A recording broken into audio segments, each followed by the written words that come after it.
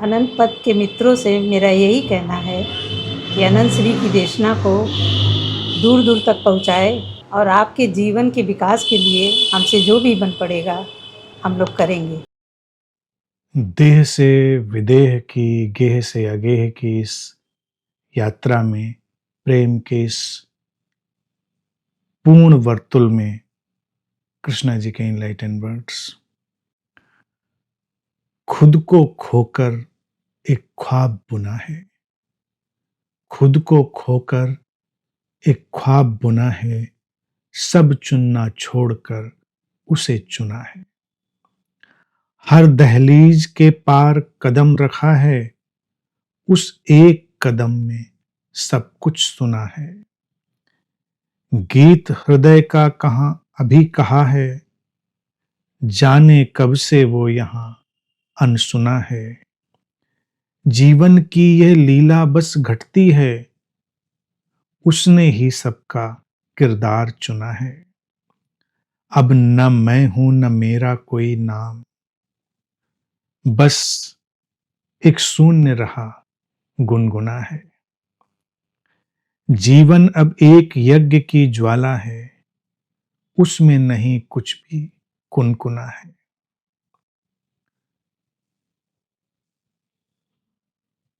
खुद को खोकर एक ख्वाब बुना है, सब चुनना छोड़कर उसे चुना है। कैसे खोते हैं खुद को? खुद को खोते हैं तभी तो खुदा हो जाते हैं।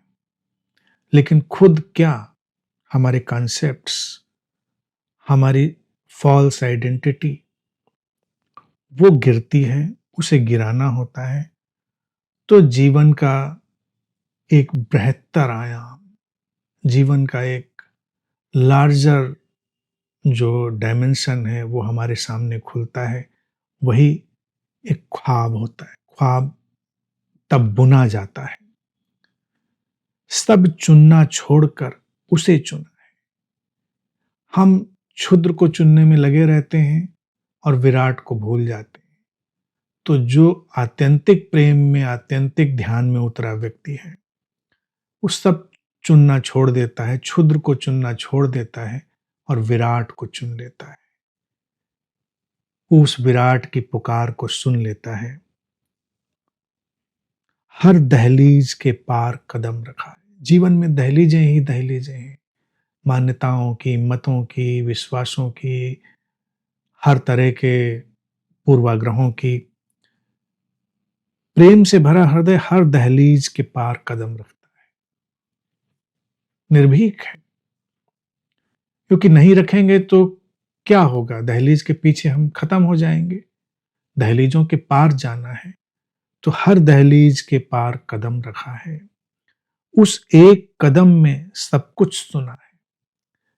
और जब एक कदम भी बाहर अपनी सीमाओं के हम रखते हैं, तो उसमें अस्तित्व का हम गीत सुन लेते हैं, उस कायनात के राज सुन लेते हैं। उस एक कदम में सब कुछ सुना है, सब मार्गदर्शन, गाइडेंस हम सोचते हैं हमारे पास आ जाए। लेकिन पहले हम दहलीज के बाहर कदम रखने का साहस तो करें, फिर अस्तित्व ही हमको सुनाएगा अपना गीत, अपना मार्गदर्शन, वो सब हमारे लिए लेकर आएगा।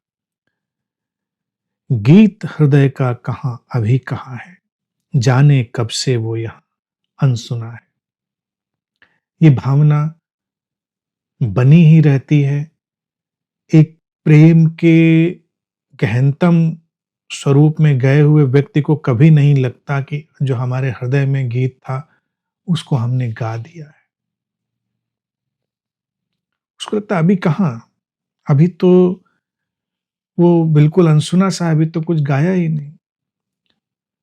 रविन्द्रनाथ ने इतने प्यारे गीत लिखे, इतनी सुंदर अपनी रचनाएं, कविताएं लिखी, प्यारे व्यक्ति थे। कहते हैं जब रविन्द्रनाथ का अंतिम वक्त आया तो उन्होंने भी यही लिखा कि बड़ी जल्दी बुला लिया तूने, अभी तो मैंने कुछ गुनगुनाया ही नहीं। तो रविन्द्रनाथ जैसे प्यारे लोग भी यही कह पाते हैं कि अभी तो कुछ कहा ही नहीं। प्रेम का यही जादू है कि हम इतना कुछ कह जाएं तो भी लगेगा कुछ कहा कहाँ, अभी तो कुछ कहा ही नहीं। बुद्ध से जब आनंद ने पूछा कि आपने सब कह दिया जो कहना था, तो एक विराट जंगल में, बड़े जंगल में वो थे, पतझड़ का मौसम, पत्ते ही पत्ते जमीन पर फैले थे। एक मुट्ठी पत्ते उठाकर वो कहते हैं, कहाँ आनंद, अभी तो बस इतना ही कहा है। तो कभी नहीं लगता कि पूरा कहा जाएगा, क्योंकि इतना विराट है ना। जीवन की यह लीला बस घटती है, उसने ही सबका किरदार चुना है। Events happen, consequences happen, deeds are done, but there is no personal doer. Buddha की यही बात इस पंक्ति में, कि जीवन की लीला घट रही है, उस अस्तित्व ने ही सबके किरदार चुन दिए हैं, हम तो बस एक्ट कर रहे हैं।